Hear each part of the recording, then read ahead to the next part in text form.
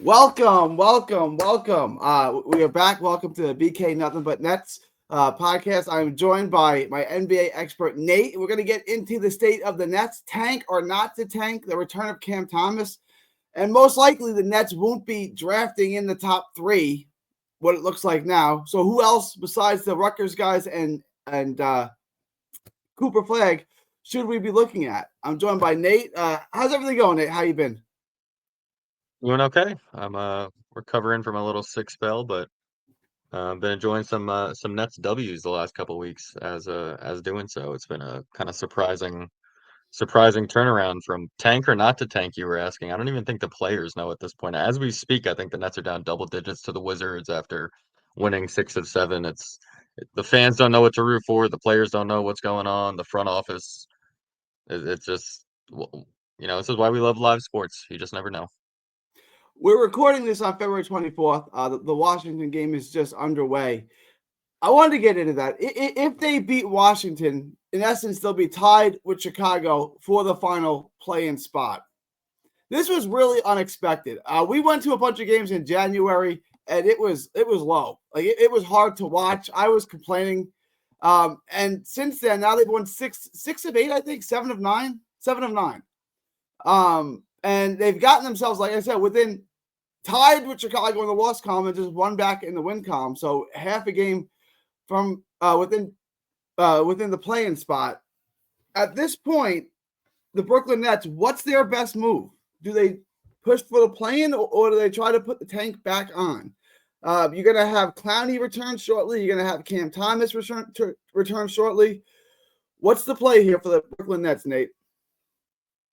I mean, you go for it. You're at the point in the season where you're clearly not going to get a top three pick. That was what the season was about. So that point is done. I mean, at this point, if you're not rooting for them to go for it, you rooted against the Bad News Bears at the end of the movie. It's like this is you want a Tyson from Walmart or whoever Tucson from Johns is his Walmart. name, Yeah. Tucson from Walmart to make the playoffs and have a moment against a top seed and see if they can win a game. It's we'll get into the draft later, but there's not enough guys. You can't say I need the ninth pick, therefore I want to tank and lose out on the season. It's I'll take the better GM and the guy who can identify a better player, which hopefully, and at this point in the draft for the later picks that the Nets have, the late first round picks, our GM has shown to be pretty pretty prominent and at finding talent late in the first round. So it really doesn't matter whether you have the ninth pick, the 12th pick, the 14th pick. It's just don't pick Kevin Knox. That's the goal. Here's let me push back on that, right? Like, yes, you can get good players, and he's gotten good players in the past, in middle first round, late in the first round. Cam Thomas, but Cam Thomas was a Kevin Durant guy. From what was reported, was Kevin Durant made Sean Marks take Cam Thomas. He wanted to trade the pick. I don't. Again, that's reports. Maybe it's true. Maybe it's not. I don't know. But like, let's say he drafts Karis LeVert again at 15 or 13. It's a good pick. It's a good value. What does it really do for your franchise? And I love Karis LeVert, so I'm not degrading Karis LeVert. I'm not belittling Karis LeVert. But a pick like that, where you get a good player who's a good player on your team at 13, like LeVert, what does that do for the direction of your franchise? But I mean, the timing is everything. Like you picture that guy to be a sixth man on a championship team, like he possibly could be in the role he was in with Cleveland, not anymore, but or like it's like saying what is Deuce McBride to the Knicks? Like he's very important now, but because the Knicks are in a role where they're trying to win. Like who was Peyton Pritchard to the Celtics? Like at the time they drafted him wasn't a big deal, but timing is everything and I guess in relationships and basketball. So yeah, it didn't work out for the Nets, so If it's easy Peyton to say Pritchard's like on the Nets, is he the best player on the team? as of today, yeah, right now, yeah, probably him and Cam would go crazy. But Um, like, go ahead. Peyton Pritchard used to actually put out now that since we're on YouTube, used to put out some great YouTube videos of him in high school. I think his dad would film it or something. He would have a cool workout videos of back in Oregon high school days. Um, but yeah, timing is everything. So like if Karis LeVert was drafted by today's Celtics, you know what I'm saying? At the right time and place, he might have been that perfect piece to a championship team. Just like Kristaps, like was the perfect piece at the perfect time for the Celtics, even though in my opinion they probably didn't even need him to win the championship last year. Lots of people's eyes was like, wow, look what Kristaps can do on a championship team with the perfect pieces around him. So it's like, yeah, but he wasn't going to do that on the Mavericks or the Timberwolves or probably even the 76ers, like a lot of other winning teams. You just happen to be on the best roster in the league where, make a catch and shoot three once in a while. He actually got attacked defensively. Anyway, this isn't a Celtics podcast, but yeah, timing is everything. So the Nets are picturing their window and their timeline go a certain way. They're the Nets, just like the Mets and the Jets and the other teams you follow. Like the timeline is probably not going to go as they see fit, and you know what I'm saying. But you still have to go for it and assume this guy might be a role player and so on and so forth. So here's the Tankathon standing. That's currently sitting the 7th spot, 21-35. 21-35 is good enough right now to be half a game out of the play. It's also a really bad record. Like 21-35 should not be in contention for the play-in. The East is so bad this year that it is. Like what I'm saying is like this is not when like Houston was competing for a play-in last year or OKC was competing for a play-in. This is a really bad team. It's a really bad team that is overachieving in a very bad conference. How many players on this team do you think is going to be here in 2 or 3 years? Probably just Clowney and maybe Cam Thomas, right? Like, so Tyrese Martin just got an extension. He got converted to a regular contract, so he'll be here next year for sure. But he got converted. A piece. I'm not trying to dump on these guys. Tyrese Martin is a marginal rotation player on his best day. On a real NBA roster, he's playing 10 minutes a game. You know what I'm saying? Like, look, there's nothing wrong with Tyrese Martin. Like, if he's gone, if Tyrese Martin missed the season, you're not really going to notice a thing. You could replace Tyrese Martin with any number of guys. Sorry, what was your question though? Who's going to be here? Who's going to be here long term? Like, what are the like? If we were building something and the team was just ahead of schedule, I would say great. Right. The issue is none of these guys are going to be here. Like this is. I assume that's where you're coming from.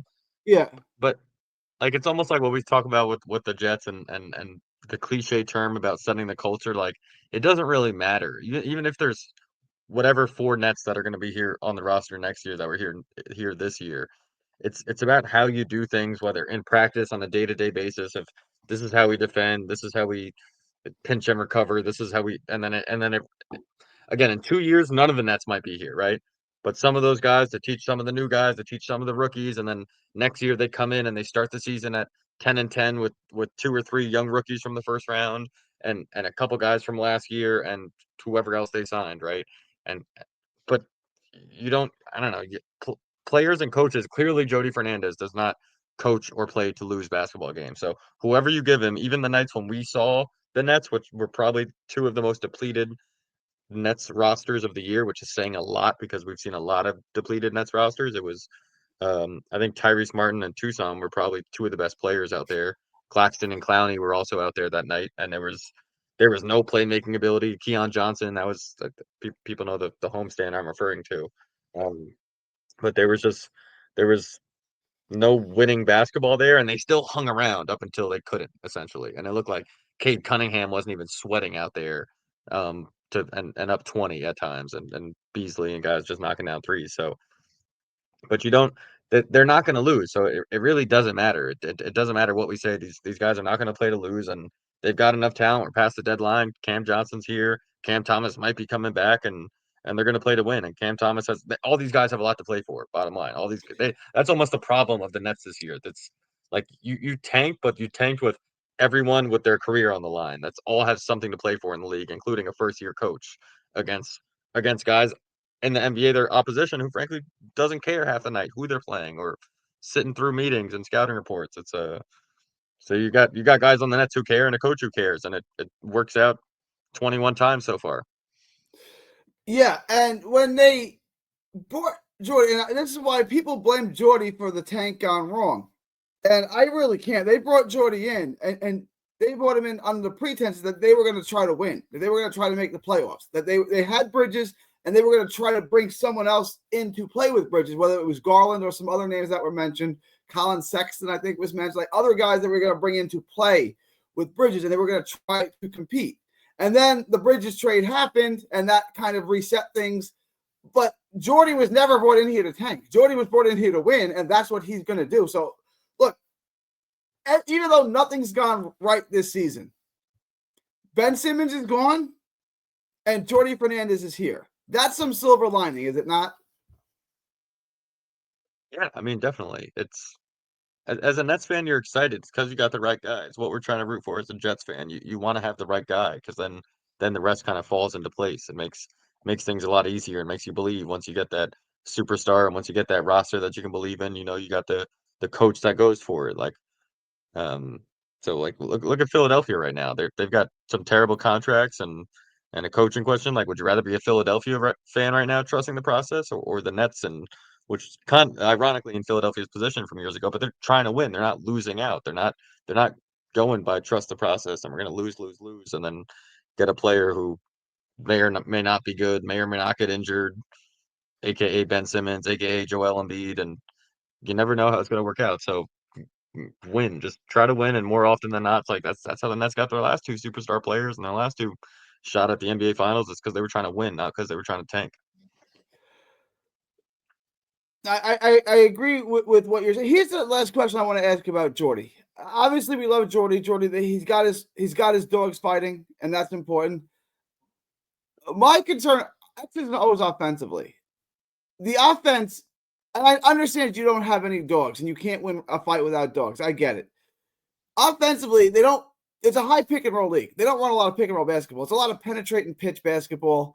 What do you think of his offense? And like, can offensively with this scheme, can this team compete, or do you think if they got actual players, actual NBA type talent, that the offense would look totally different from a schematic standpoint? I mean, you answered it at the end there for me. Like, you're not going to run a lot of high pick and rolls. Like, granted, that's what the league's going to do, but all right, then you're telling Tyrese Martin to come off the high pick and roll and make a read, but then they blitzed him and he has the ball picked up and he has to get the ball out of his hands safely. Not only he's not, there's no making a read for him. It's different when it's like, all right, James Harden come off the screen, and then all right, the picture is way different. And that screenshot coming off of a high pick and roll than it is Tyrese Martin or Keon Johnson or whoever it is. So he's being creative by trying to create player movement and ball movement, which I support and is actually more fun to watch in my opinion. And getting open shots than making it a pick and roll league when you don't have the talent to run a pick and roll league. You don't have the shooters to create the spacing that you need in a pick and roll in today's NBA. You'll just shrink the floor and challenge Clowney to make 4 open threes that night. So yeah, okay. That's kind of the offense.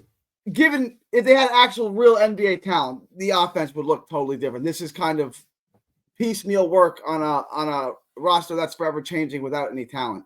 All right, I mean, I think that's fair. I want to get Jack Sigma, they'd be going to the post. That's just what we'd be doing. You're right. You're right. Uh, where did you pull that name from? Jack Sigma. That's a name I haven't heard. All right. I want to get into this. The tank didn't tank. We can get into why it didn't work. Tank didn't tank. They're not sitting there. They've already won 21 games.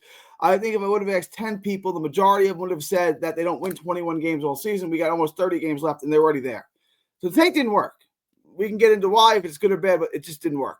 So most likely they're not going to be getting either Rutgers guys or Cooper. Outside of the top 3, 4, 5, 6, 7, 8, 9, let's say we're drafting in that range somewhere. Who should we look at? What are the names that we should be excited for? Who should we avoid? Who would you key in on outside of those top 3 names that we've talked about all season? I don't know if there's a guy specifically I would key in on yet. Like, those 3 were very identifiable. The amount of NBA talent they have at their teenage years. But we talked about when Maryland played Rutgers, or obviously watching the two Rutgers guys, but now it's pivoting to who else is on the court now that the Nets aren't going to have a top 3 pick. And one player stood out in that game, and he wasn't wearing a Rutgers uniform. He was on Maryland. That was Derek Queen. Derek Queen, who looked like he was had a 7 foot plus long wingspan. I didn't look specifically, but 6'10", 6'11" guy. Just, it's hard to describe. So he obviously he had something. He's got an outside shot. He's got a mid range. He's good with the ball in his hands, but he's got this like guard feel about him. And I'm not saying he plays like a guard at all. But you played at Derek Queen's speed. All right. Yeah. So there was no speeding him up. A great passer. He's could Euro step through the leg. I saw him kind of like hang on one foot for a second before taking his second step and reading the defense, and just really comfortable with the ball in his hands. Super comfortable with the ball in his hands. Like I said, it's not like he's 6'10" KD or Kyrie out there with crazy handles, but there's no speeding up his game. He looks like he's been playing with guys bigger, better, faster with him for his whole life. So that's one name that definitely to keep an eye on. I think we talked about Maluwak before the season, the guy who played actually against Team USA, who's on Duke, the big man who talk about wingspan. He looks like times he looks like he's like bowl out there. He looks that big. Granted, he's playing on a college level, so that's why he looks that big. Um, but that guy is like, I don't know, like Clint Capella with more agility and more of an offensive game, if that makes any sense. He's just super like a smooth Clint Capella, like a less stiff version of him. So I mean, there's a bunch of the guys. There's guys I don't want. I mean, we talked about VJ Edgecombe. Some people, I think he's rising up some boards. I Yeah, still let's haven't spend seen some time enough on where VJ because I see him shooting up on boards. I've seen him taking fourth, fifth, like he's shooting up charts. So I want to get back to Queen, but go on VJ Edgecombe and why you don't necessarily like him anywhere in the top 5. to me, I see that Markel Fultz, that um who was the other? Emmanuel Mudiay. That's I think my number one comp to him is Emmanuel Mudiay. Where I look at the player and I'm like, okay, there's a lot to like about him and his skill set at that age. But what does he do great? Like what does he do great? Like I know he's an athlete. I get that. And so is like Yeah, we're talking Olympians about are athletes, NBA lottery whatever. picks. They're athletes. I get it. Yeah, I'm with you. Right. So they're all athletes. They're athletes. I mean, outside of some of them. But there's nothing to his game that grabs me where I'm like, wow, okay, this he does at a super high NBA level, like an unteachable talent. He's that one guy. It's like scouting a quarterback, and you're just like, I just see there's a super high bust potential where I see the Markel Fultz, I see the Moutiers, I see every other guard that failed. I feel it's there's nothing about his game that grabs me. I get he has a lot. Like you watch his highlights, it's great. But when we watch a full game, he does not dominate a college game. Like he's definitely there's definitely a tier below him and those other 3 names. I've seen him taken higher than the other 3, higher than Ace, which I disagree with. I think him and Ace might have a similar floor, but in terms of ceiling, you got to be kidding me. Unless this guy Edgecombe turns into like Russell Westbrook in terms of effort and athleticism, like he's that athlete and he's that type of effort. That's how I see his ceiling if he becomes that type of player, which is a very rare generational type of just player to become a Hall of Famer. Let's be honest, off of like not a lot of skill, but off of athleticism and effort and just knowing how to play the game, knowing where the ball is. But yeah, that's one of the names I'm iffy about if I'm that high. All right. And I want to get back to one of the names that you were very high on, and that was Derek Queen. I wanted to just some of the concerns that have been linked to him, that have been attached to his name, the weaknesses. He's a tweener. Is he a 4 or a 5? And can he guard 5s in the NBA? Is he a 4 or a 5? I'll start with that in the NBA. I mean, it depends on the line. He's probably a 4. He's probably a 4, but like LeBron plays the 5 half the times on a regular season night. Like there's going to be lineups and plenty of times in a regular season night where he's going to be a 5-man. Even times in the playoffs against certain matchups, he's going to be a 5-man. So yeah, he's the size closer to a 4-man, but he's um was Sengun a 5 when he came in the league? Like he wasn't the size to protect the rim and to be what he is now. You never know. So as of today, he can't guard all fives in the league, but depending on matchup and how his body develops, he certainly and how the let's be honest, how the league develops, he certainly can be a 5-man. The league is going back to not like where it was in the 2000s, but it's going back to having a big. Sean Marks hasn't caught up with this. Sean Marks still hates centers, but it's going back to a more having a more traditional 5 or having a big man than just having 5 out and 5 little guys. It is getting back to a more traditional big man to some extent. And you're saying, could he play with Claxton? Or could he play on a court with Claxton? Or would they have to be competing for minutes and not share the court too much?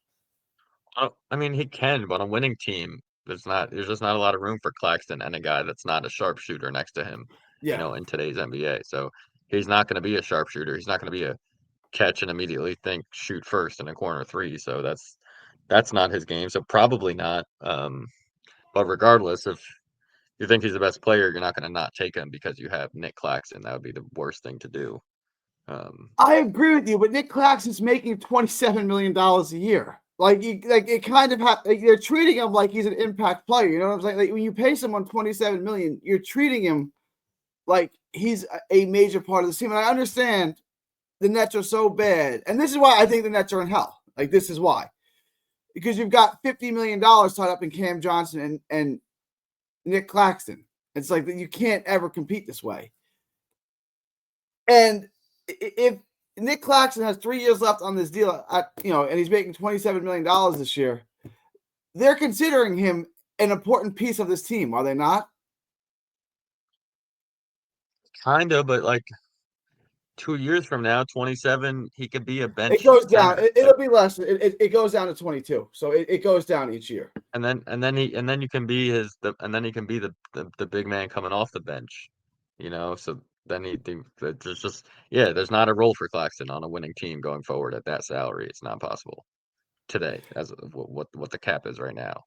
Let's do another show. Like if the Lakers checked in on him after they made the Luka trade. Off topic, in a pick and roll, could he play would be playing with Luka on that team? Would that be ideal for him? Could he fit in LA? Just real quick. Yeah, for sure. That's perfect. That's the 100%. One team. And whatever the Lakers want to give me, I don't care what it is. I will take it. Just yes, if you get him off my roster, you take that money away. I will take Rui, no problem. I will whatever you want to give me. I will take seconds. Yeah. I don't care. I mean, that's perfect for him. That's a rare team too, where you just like, because he's the rare player that it's like defensively is like innate to him. Like it's like he's born on defense, and he knows how to communicate, he knows where to be, he knows where to switch. And offensively, he's like, what planet am I on? Like, oh, I didn't know there was help right here where I dribbled into it. So, that Luka's the perfect team for him because he would never if he ever took a dribble, he'd be benched. So just unless it was walking into a handoff. So it's just like get the ball to Luka and then beeline towards the rim. So the last question I wanted, and this just kind of broke today. Naz Reid said he's going to opt out. Jersey guy, not a lot of teams with cap space. Naz Reid to the Nets. Does that make any sense? And does that fit? Yeah, Naz Reid is actually ironically who Derek Queen hopes to be one day, probably like that type of player. If he develops a jump shot and that like type of skill set where you're like, whoa, did that like 6'10" guy just Euro step through my whole team and then make a no look pass to the corner? So yeah, he has that type of talent. I'd be all over Naz Reid. I'm not. The Nets are not in a position to say no to talent. To be like, yeah, that guy's really good at basketball, and then look at that roster. Like they're not in a position to do that right now. So even if it's not the perfect player at the perfect age and the perfect defense and the perfect, you can't really snub talent like that. Especially like you said, hometown guy. Probably grew up a New Jersey Nets fan. Possibility. Yeah, no, I agree. The Nets are in a position where they just have to take the most talented player possible. Like they take the best player possible. We're not in a position to even talk about fit. And that's why I wanted to talk to you about one Boogie Fland, New York City kid. Thoughts on him? I know his season got cut short at Arkansas, and people he's small. I don't. I see a little more. Like you want to now. You want to compare guys to Jalen Brunson now that are like the small guards, one-on-one scorer type. But he seems a little more out of control. More turnovers, not as good of a jump shot. I'm iffy on Boogie Flan. If he's there with the 20 something pick, you're talking to me. But if you're talking about the seventh pick, there's a bunch of other guys Not that 7. I saw I'd be his all over. with the injury. I saw him dropping. Right now, the Nets would draft 21 with Milwaukee's pick. Is that something to consider? If you got one of the, like, let's say at 7 or 8, you got Maluak or you got Queen or something like that. At 21, do you think Boogie Flynn is something they could entertain or should entertain? I'd have to look. You'd have to tell me more of like who's there. You know what I'm saying? I Yeah, mean, it's a name, but there's other guys like his body in general doesn't fit in today's NBA, and his game doesn't fit in today's NBA unless he's a guy. Like he has to be a guy to really score the ball and really be able to create on his own, and then on top of that, defend at some level, unless you're essentially a Luka Doncic type of superstar. Um, so yeah. there's other guys that would be more attractive today. There's I don't know if he's from Israel, some Jewish guy, Saraf, a lefty, a 6'5" guy who was really fun to watch. Granted, he has to develop a jump shot, but he's almost a mix of, like Goran Dragic and Rubio. He's got a really nice pace to his game. Um, like I said, there's guys who I like and there's guys who I don't like, for sure. Igor, that guy Demon, I'm That sure was you've heard I stop right there. I want to get that. That's a guy that I've seen people say he's the next great thing, and he's horrible. Where are you on Igor? Because that's an interesting name that is really polarizing at the moment. I don't think he's the next great thing whatsoever, unless he develops like a 1 foot floater three that no one's ever seen. He just doesn't have the speed off the ball that I would think to be like to get to the cup and finish. Like he's 6'9", but he doesn't play like he's like LeBron James 6'9". He plays like he's 6'6", 6'7". So he doesn't. There's potential. Obviously, he can handle the ball, and he's 6'9". There's a lot to like about him. But the guy who I just mentioned, Saraf or however you pronounce his name, I like him a lot more when I just watch him on the basketball court. Um, so I don't know, Demon. Yeah, there's other guys who are way more attractive to me. The guy from Georgia, the big man from Georgia, not to God forbid bring another big man from Georgia after we've had After so many.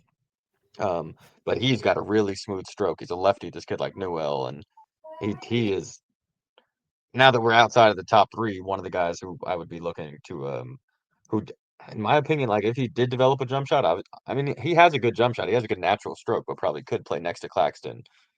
He's big, he's long, good defensively, comfortable putting the ball on the ground, comfortable shooting the ball, got a good natural lefty stroke. So he'd be one of the guys in my like column for sure.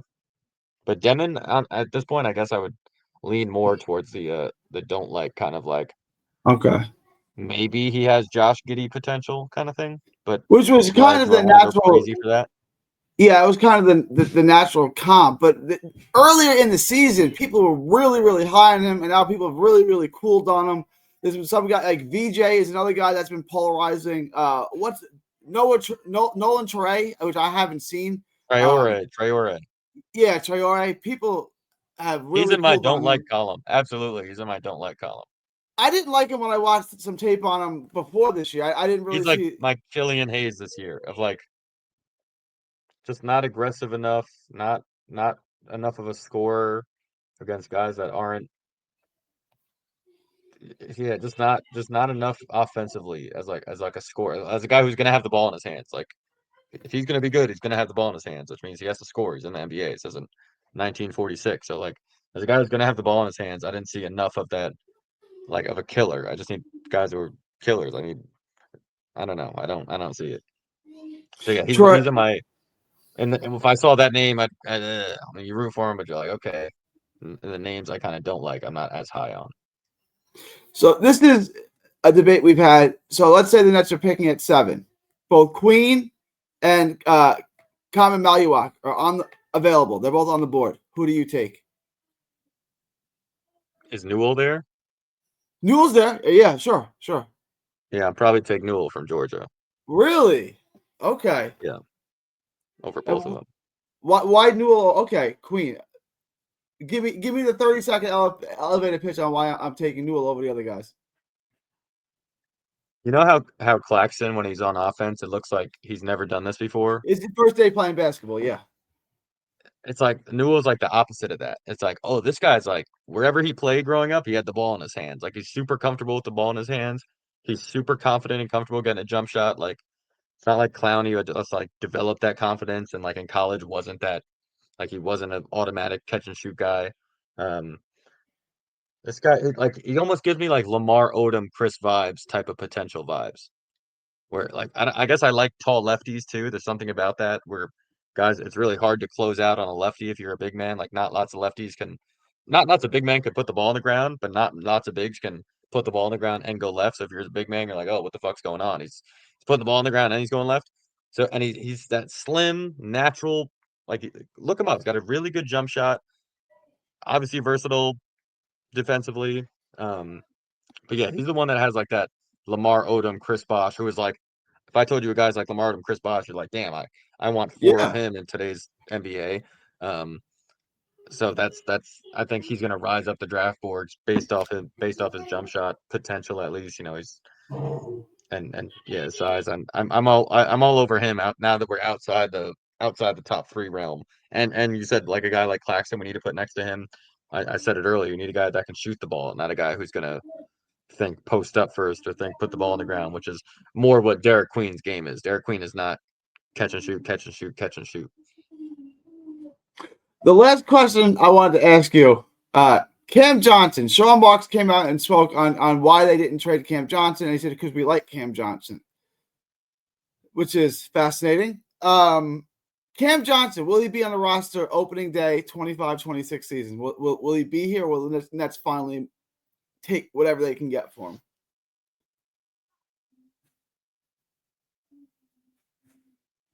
He'll be gone. I like the optimism. I think both him and Claxton and their $50 million will be here next year, but we Claxton will will see. be here, but he'll be gone. It's going to be hard, really hard to move Claxton on that contract, right? Like it's going to be that's a task right there. Yeah, Claxton. You need the perfect match. I mean, you brought up the Lakers earlier. Lakers the That only pops into my team. head. That'd be Yeah, great. That'd be perfect for him. And they traded for Mark Williams a day after him and probably overpaid for him without the medical reports. They're clearly a team they're not going to be as desperate as they were at the trade deadline, but they're a team that's going to want a big man to pair up with Luka, and that's a great match. I'd rather have a Claxton than a guy like Porzingis next to him, and I'm sure Luka does too.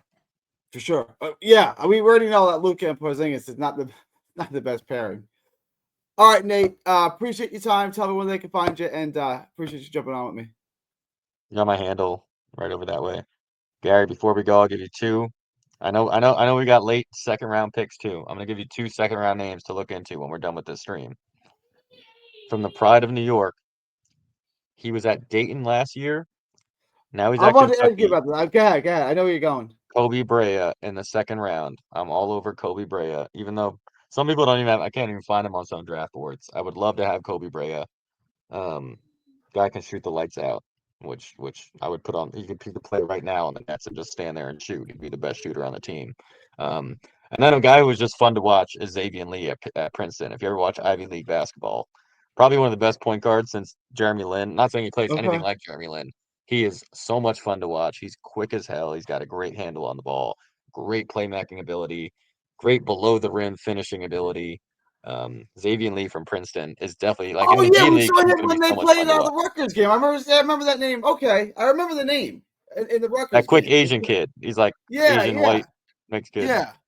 I remember the Xavier name. Lee would be a lot of fun to watch, even in like a G League game. He definitely have some crazy stat lines and some crazy highlights. And Kobe Brea, who's I don't know why he's not on more draft boards. He's going to be one of the best shooters in the draft, even though he doesn't do a lot else. But he's a good athlete. He's from the city, and he can shoot Draft the him shit out the ball. and give him Cam Johnson's role immediately, and then get rid of Cam Johnson. Just run around and shoot. Absolutely. Yeah, he's like That's all I need you 6'6". to do. I trust him. Appreciate you, Nate. Thanks All for right, jumping Gary. on. Until next time. All right, be good.